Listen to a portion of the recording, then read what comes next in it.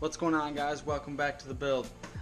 So today we have two new upgrades for the car, both of which are related to boost control. So we're really going to do some upgrades for boost control right before the winter hits up here in New York, and hopefully hit the dyno again before the snow starts flying. We have a Turbo Smart IWG, which is internal wastegate, 75. What's unique about this guy is it's a dual port, so it's like an external wastegate where you have a port on the top and a port on the bottom to be able to help against back pressure and things like that, to control your boost and hold that actuator valve shut. And then the other thing to go along with that for better control is a 4-port boost control manifold, or boost control solenoid, sorry. So right now we're running a 3-port solenoid and the factory EFR wastegate. So this should be a huge upgrade, especially on my compound setup, because back pressure, because I'll be building more pressure from 2 turbos. Back pressure can be an issue with pushing that wastegate open, so we'll be able to control it a lot better with this guy. So some of the first things we got to do here is remove the EFR turbo. The wastegate is actually on the bottom side, hidden here. We'll remove that. This is the 3-port solenoid that actually comes with these turbos, which is awesome. The turbos come with a solenoid, a built-in blow-off valve, the internal wastegate. It's all just an awesome little package.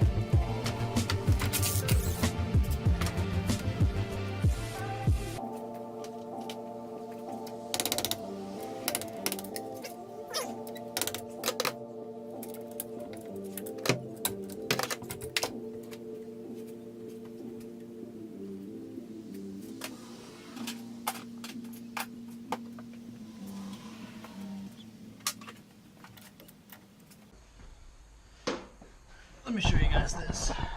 So I got this V-band off for the, I guess, crossover pipe, you can call it.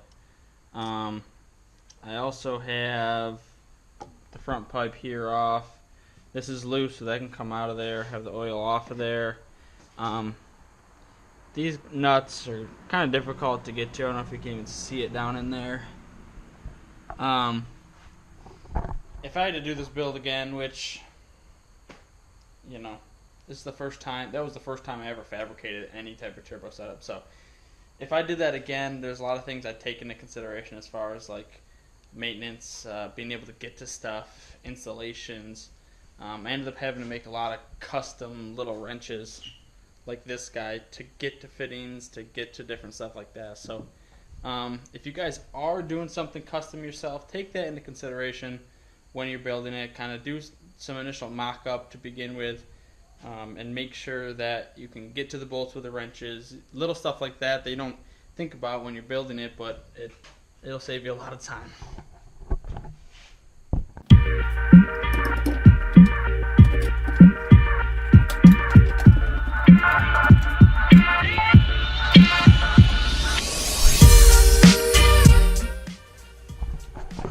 So I'll show you how this wastegate's on there. I don't necessarily want to remove the EFR turbo for 2 reasons. One, it's a really tight squeeze in there, so I like to leave it in place as most as I can, just to get to the wastegate bracket and I'll replace that.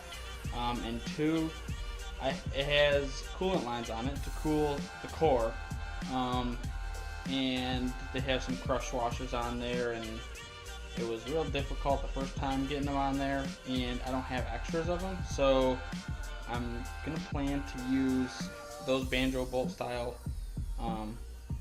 water lines, leave them in place, and just work on the turbo in place and put it right back in.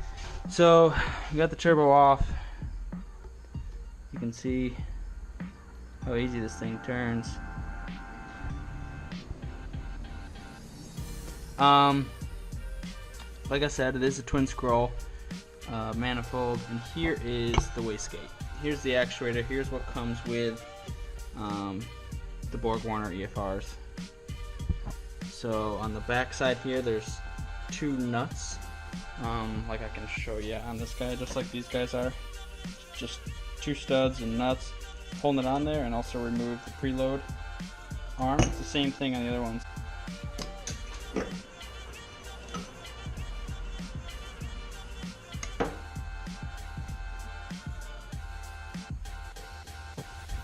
So, like I said, the main difference between these two is the twin ports on the Turbo Smart one. There's the school bus is going by. There's only a single port on this guy, which doesn't allow you to put pressure to the top side of the actuator, just like on this one does. So you reference your boost pressure here, like you do on an external wastegate, for instance, and then you use the top port obviously for boost control. You can pressurize the top port, keep it shut until you want it open, and then open it exactly when you reach your boost threshold. The other thing is back pressure. So back pressure on the compound turbo setups, say you're running 40 pounds, you're gonna have about 40 pounds of back pressure. The problem with that is that back pressure is gonna be pushing on the back side of the actuator, wanting to open it up. So I may think my actuator's set at, say this was like 13 pounds or something, or a little over 13 pounds of back pressure. It's gonna force this open rather than being able to keep it shut. It's gonna force it open. As in with this guy, on the top port of the gate, I can reference boost pressure. So what I will end up doing is referencing pressure coming out of the compressor housing of the small wastegate, or the small turbo, sorry, and then regulating that with the 4-port manifold. A lot of other compound turbo guys will reference the boost coming out of their large turbo. So basically you'll get say I have 26 pounds of spring in here, so you'll get your 26 pounds plus, say your total boost is 36, so you're getting 10 more pounds out of your big turbo. They'll reference that 10 pounds here, so you'll have an effective 35 pounds keeping the gate closed. If they do that without a boost controller on there, is why they reference it that way. Since I'm using a boost controller, I will reference the small turbo so that I can always have enough pressure to keep it shut as long as I want. If you didn't do that with no boost controller, you'd essentially have infinite boost. So as boosts continue to climb, you continue to get more and more pressure on the top side of this gate, keeping it and forcing it shut, and there'd be no way to open it, so the turbine would just spin, and there'd be no boost control. There'd be no purpose for a wastegate at that point, which you don't want. You'll overspin your turbo, you'll build too much boost, and it's just a mess. The thing we have to install in the car is this 4-port solenoid. I created a little mounting block. Basically, I tapped the small mounting holes that were on the solenoid here from the backside, and counterbored the aluminum plate and put 2 M4s in the back, and then I just countersunk a hole here to fit an M6 bolt. Luckily the car already has a bunch of those threads on there that were for factory use. So I plan on utilizing one of these 2 holes here. I don't know if you guys can see them well in there, it's probably pretty dark. But there's holes here, there's actually holes all throughout here that mounted like the battery and the fuse box and the EPS stuff. So I'll utilize that, and I'll mount the solenoid here, and then we can run the lines underneath the turbo to where the new gate will sit.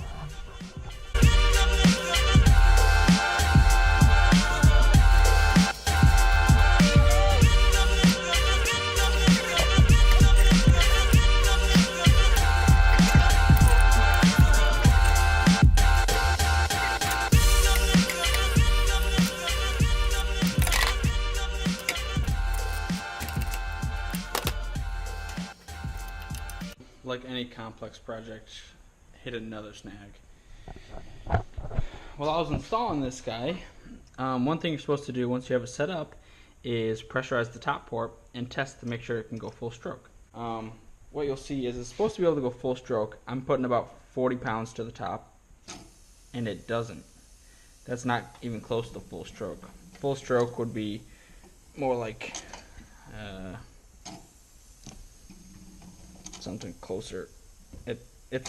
I can feel the gate on the inside. It's only like half stroke. And if I remove this nut, which I can do here in just a second, I can remove that nut and show you what full stroke is actually like.